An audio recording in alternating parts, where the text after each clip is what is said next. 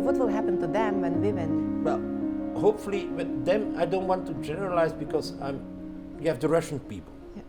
There are Russians who oppose this regime.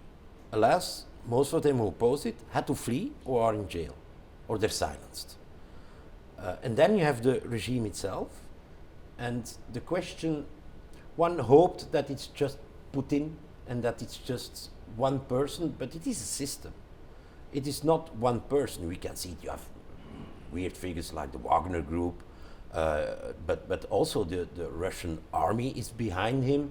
You have the oligarchs who they could choose. Some of them left, some of them died, as you know, because they opposed Putin, or they lost all their companies because they were trying to help and to make Russia democratic.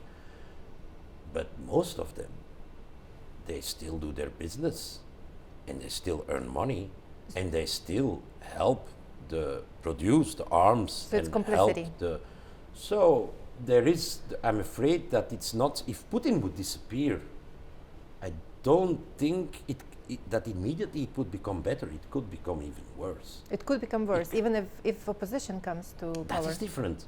But the problem is that the opposition, it will take time because there is no, the media in Russia are controlled by there is no free press. None inside Russia. There is free press with Russians, but outside Russia. And they try to reach the Russians through internet, but as you know, the Russians have their own internet system, which allows them to cut the links with internet, like BBC World Service and everything, cannot be viewed in Russia. So you only have one voice, you have propaganda, all the media there are in fact propaganda sites for the Russian government.